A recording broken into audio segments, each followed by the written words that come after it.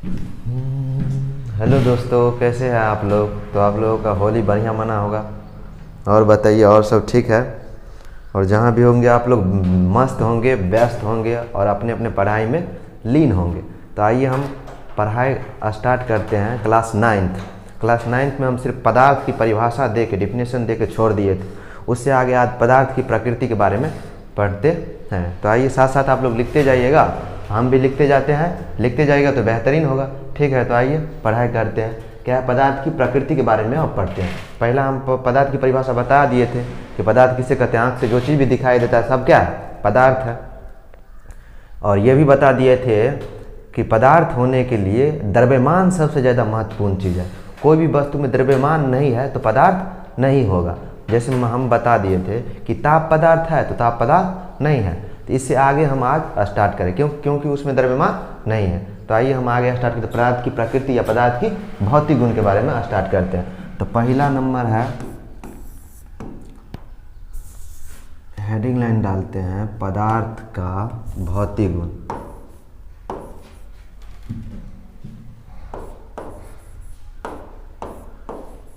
पदार्थ का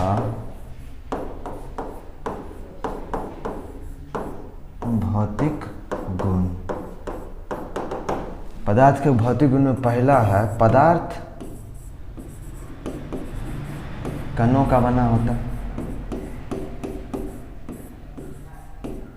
कणों का बना होता है। जैसे हमने बताए थे कि कोई भी चीज़ ले लीजिए, जैसे ईंट ले लीजिए, चौक ले लीजिए, उसमें छोटे छोटे वैसे ही थोड़ी वो बन गया। वो छोटे छोटे कणों के मिल के बना होगा, यानी कि तो वही छोटे छोटे कण मिल के बना है। तो इसलिए पदार्थ जो बोलते हैं कि छोटे छोटे कण मिल के बना हुआ है। तो पहला गुण हुआ पदार्थ कणों का बना होता है। उसके बाद दूसरा गुण हो गया, पदार्थ के कण अनवरत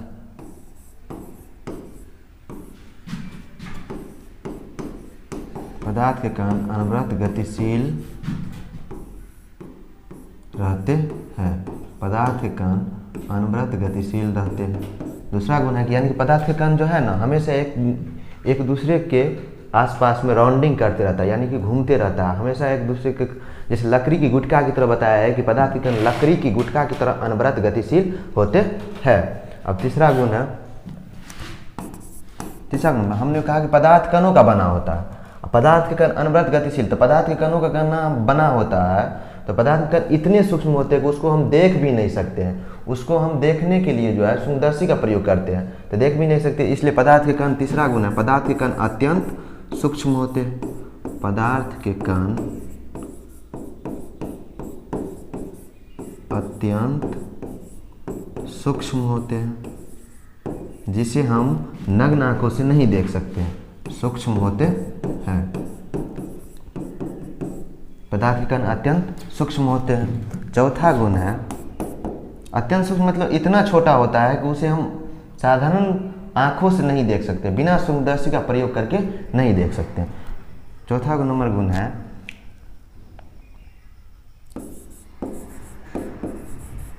पदार्थ के कणों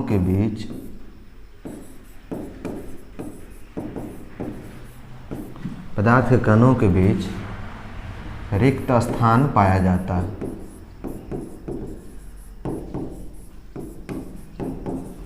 रिक्त स्थान पाया जाता है,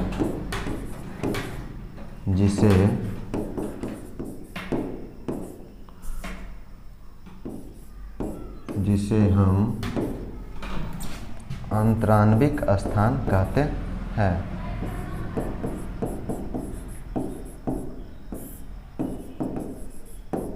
अंतरान्विक स्थान कहते हैं, यानी कि कोई भी वस्तु है उसमें हम सूक्ष्मदर्शी से भी देखेंगे तभी उसमें थोड़ा थोड़ा गैप पाया ही जाता है। जैसे मान लीजिए शरीर है, शरीर में पसीना कहाँ से निकलता है, तो छोटा छोटा गैप है, यानी कि छिद्र है तब ना पसीना निकलता है। तो वैसे ही पदार्थ के बीच जो है, पदार्थ के कणों के बीच भी छोटा छोटा गैप रहता ही है। चाहे ऐसे हमको दिखाई देता है कि इस टाइप में हम अगर जब हम सूक्ष्मदर्शी का प्रयोग करके देखेंगे तो हमको थोड़ा थोड़ा गैप दिखेगा। ठीक है, तो वही गैप को हम बोलते हैं अंतरान्विक स्थान, यानी कि पदार्थ के कणों के बीच पाए जाने वाले रिक्त स्थान को ही अंतरान्विक स्थान कहते हैं। पदार्थ के कणों के बीच रिक्त स्थान पाया जाता है जिसे हम अंतरान्विक स्थान कहते हैं। जैसे आप पानी लीजिए, तो पानी में देखिए चीनी के कण मिलाइए, पानी में हम अगर चीनी के कण मिलाएंगे तो पानी के कण में चीनी के कण विलीन हो गया, इसका मतलब उसमें खाली स्थान था, कुछ ना कुछ स्थान था, तब ना चीनी के कण मिला। तो इससे यह सिद्ध होता है कि पदार्थ के कणों के बीच रिक्त स्थान पाया जाता है और उसी रिक्त स्थान को हम बोलते हैं अंतरान्विक स्थान। 5वां नंबर है पदार्थ के कणों के बीच, पदार्थ के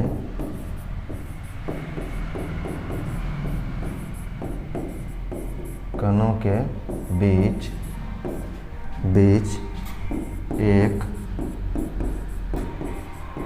एक प्रकार का बल कार्य करता है।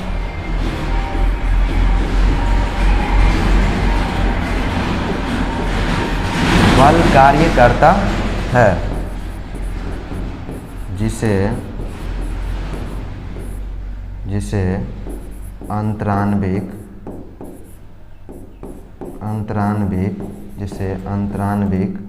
आकर्षण बल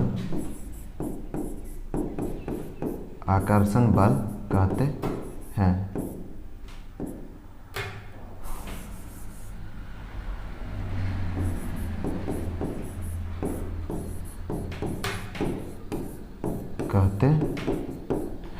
पदार्थ के कणों के बीच एक प्रकार का आकर्षण बल काम करता है जिसे अंतरान्विक आकर्षण बल कहते हैं। तो पदार्थ के कणों, जो कोई भी पदार्थ है, कोई भी वस्तु है, उसके कणों के बीच हमेशा फोर्स काम करते रहता है। यानी कि ठोस कब है, क्योंकि उसके अंतरान्विक आकर्षण बल का मान बहुत ही कठोर होता है, बहुत ही ज़्यादा होता है। अंतरान्विक आकर्षण बल का मान बहुत ही ज़्यादा होता है, इसलिए ठोस की तरह दिखता है। ठोस में थोड़ा ज़्यादा होता है अंतरान्विक आकर्षण बल का मान, इसलिए उसके कण पास होते, एकदम एक दूसरे से चिपके हुए रहते हैं। द्रव में उससे कम और उससे कम थोड़ा गैस में, तो इसलिए गैस के कण इधर उधर भटक जाता है। तो वही अंतरान्विक आकर्षण यानी कि एक प्रकार का बल काम करता है, उसी बल का नाम है अंतरान्विक आकर्षण बल। उसी बल का क्या नाम है? अंतरान्विक आकर्षण बल। तो अंतरान्विक आकर्षण बल का परिभाषा क्या हो जाएगा? पदार्थ के कणों के बीच एक प्रकार का बल कार्य करता है जिसे हम कहते हैं अंतरान्विक आकर्षण बल, या पदार्थ के कणों के बीच लगने वाले बल को अंतरान्विक आकर्षण बल कहते हैं। तो इतना ही गुण है पदार्थ का, आगे और हम देखते हैं थोड़ा।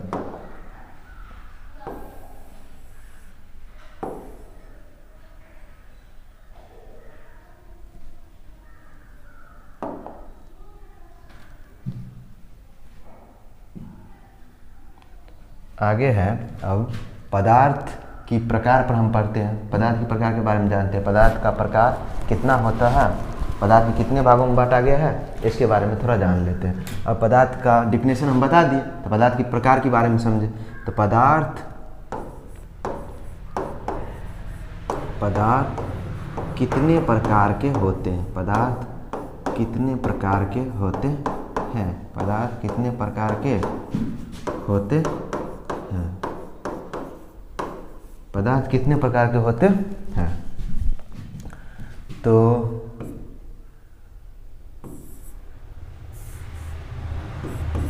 आंसर है कि पदार्थ की कुल कितनी अवस्था होती है। तो पदार्थ कुल अगर पूछेगा तो कुल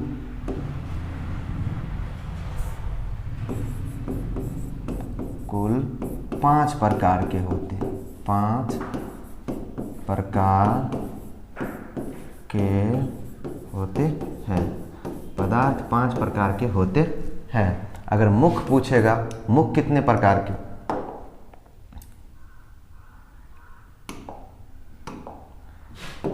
मुख, पदार्थ की मुख कितनी अवस्था है या कितने पदार्थ? पदार्थ की मुख्य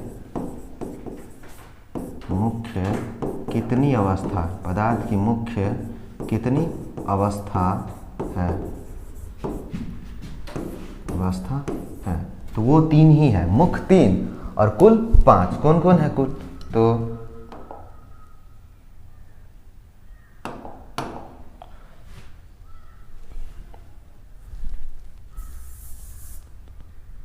पहला है ठोस,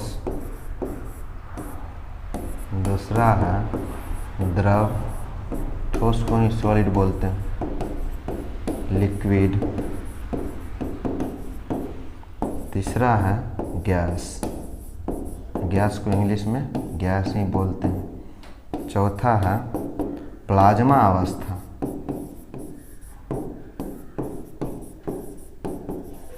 प्लाज्मा अवस्था, पांचवा है Bose Einstein,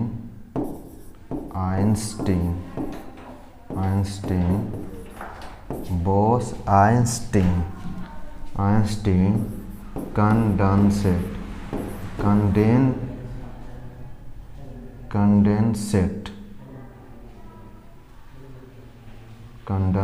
Bose Einstein condensate, plasma को इंग्लिश में प्लाज्मा अवस्था कहते हैं,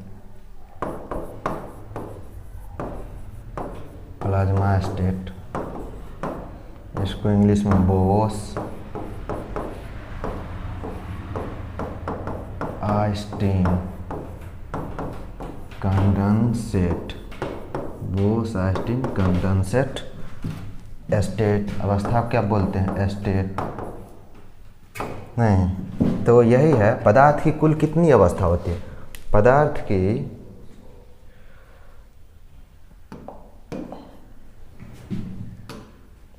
ये तीन जो है, ये तीन को बोलते हैं मुख्य अवस्था, यानी कि ये तीन कितना है, मुख्य अगर पूछेगा तो कितना, तीन ही मुख्य अवस्था है।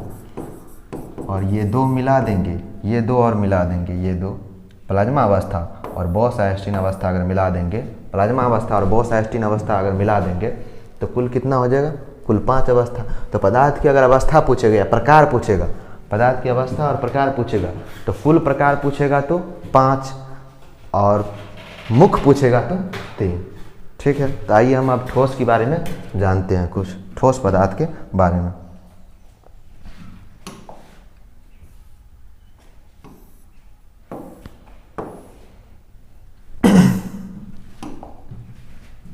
अब ठोस पदार्थ किसे कहते हैं, ठोस पदार्थ यानी कि सॉलिड स्टेट हैं, सॉलिड स्टेट किसे कहते हैं।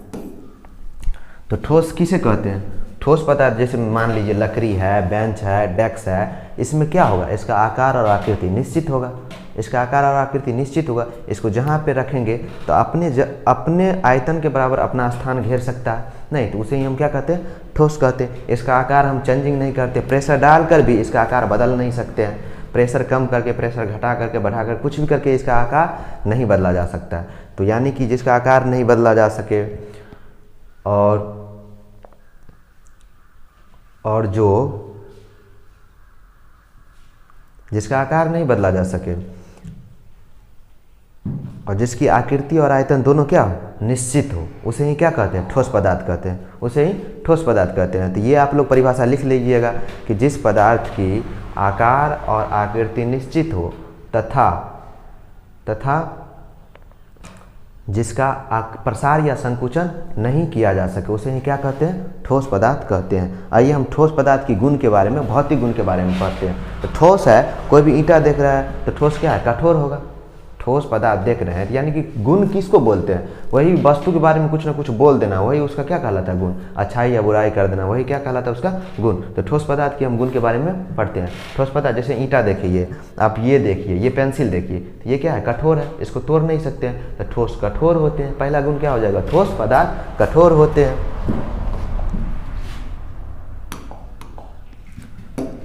पहला गुण में हो जाएगा ठोस पदार्थ कठोर होते हैं। यही गुण भी बोल दीजिएगा तो वही उसका परिभाषा भी हो गया, ठोस पदार्थ कठोर होते हैं। दूसरा गुण हो जाएगा इसकी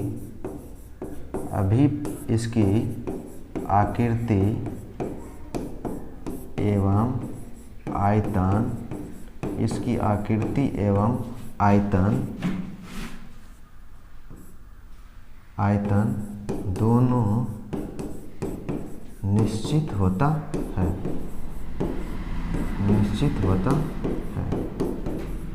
यानी कि इसकी आकृति और आयतन, आकृति मतलब क्या, उसका शेप हमेशा क्या रहेगा, जहाँ पे जिस साइज का वस्तु है, हमेशा कहीं भी रखेंगे ठोस बेंच को, कहीं भी रखिएगा जिस साइज में उतना साइज बराबर अपना जगह छेकेगा है। तो जितना वस्तु द्वारा जितना स्थान घेरा गया उसको क्या बोलते हैं, आयतन।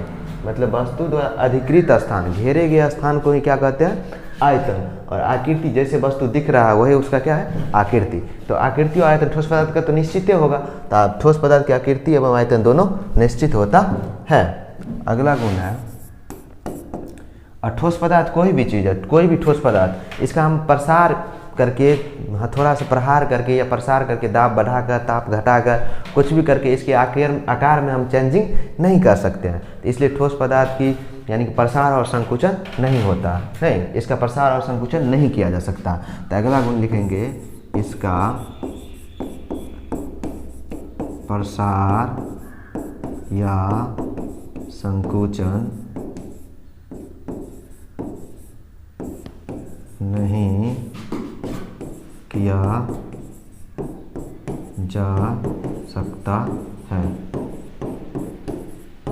इसका प्रसार और संकुचन नहीं किया जा सकता है। अब बाद में क्या कहा, जैसे मान लीजिए पाव रोटी है, पाव रोटी हो गया, पाव रोटी हो गया, स्पंज हो गया, स्पंज हो गया, केक हो गया, ये सब क्या है, ये सब को हम मतलब दाब डाल के आकार, जैसे रबर हो गया, रबर, तो दाब डाल के क्या करते हैं इत्यादि। इस पर अगर हम प्रेशर लगाएंगे तो प्रेशर लगाने के बाद इसका आकार चेंजिंग हो जाता है, और फिर प्रेशर छोड़ने के बाद क्या होता है, प्रेशर मतलब हटा देते हैं तो पाव रोटी फिर अपनी मूल अवस्था में आ जाता है। नहीं, तो ये अब बाद में पाव रोटी, स्पंज, केक, रबर इत्यादि ये भी ठोस पदार्थ ही हैं, मगर इसका आकार चेंजिंग हो जाता है। ये भी ठोस क्यों है, क्योंकि इसको प्रेशर जब हटा देंगे तो फिर अपनी मूल अवस्था में आ जाता है, तो इसलिए ये ठोस है। नहीं, इसका प्रसार या संकुचन नहीं किया जा सकता है।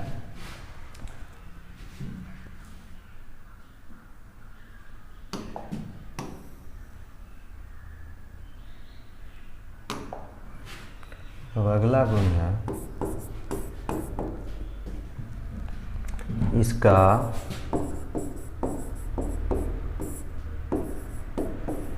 द्रव्यनांक एवं क्वथनांक प्रायः उच्च होते हैं।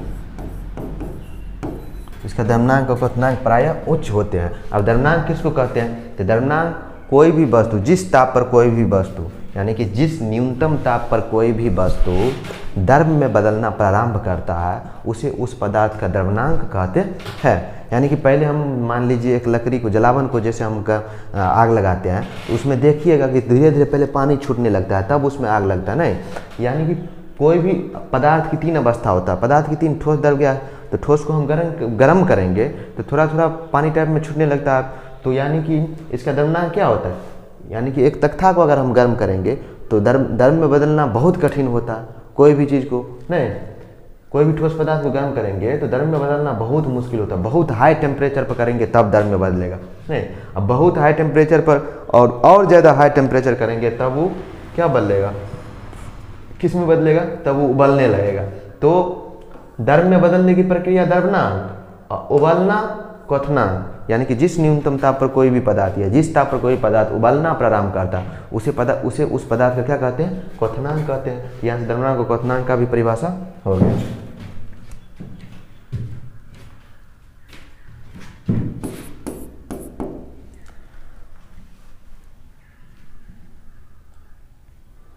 क्या क्या लिख दिए, थोड़ा देख रहे हैं।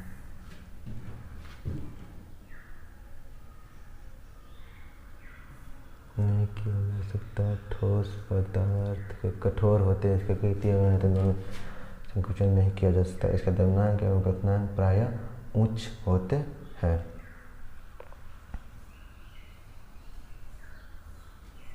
अगला नंबर है,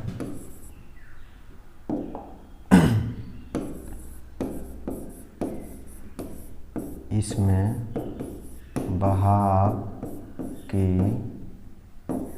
प्रवृत्ति नहीं पाई जाती है। इसमें बहाव की प्रवृत्ति नहीं पाई जाती। बहाव मतलब क्या? बहाव, बहाव मतलब बहने की प्रक्रिया। जैसे पानी को हम फेंक देंगे तो कहीं अपना आकार चेंजिंग करके हमेशा इधर से उधर गमन करने लगता है। वही गमन करने की प्रक्रिया बोलते हैं बहाव की प्रवृत्ति नहीं पाई जाती। यानी कि ठोस पदार्थ को कहीं भी लिख देते तो पानी की तरह गमन इधर उधर करने लगता है, नहीं करने लगता है। तो इसलिए ठोस पदार्थ में क्या होता है? बहाव की प्रवृत्ति नहीं पाई जाती है। तो इतना ही आप लोग ध्यान रखिए और होली के साथ साथ अपने जीवन को भी रंगीन बनाइए पढ़ाई करने के बाद। और पढ़ाई करेंगे तभी जीवन रंगीन होगा। तो थैंक यू, मिलते हैं नेक्स्ट वीडियो में इसी तरह के कंसेप्ट के साथ हम मिलते हैं। तो धन्यवाद। आप लोग थोड़ा देख लीजिएगा और पसंद आए तो लाइक और सब्सक्राइब कर दीजिएगा। ठीक है।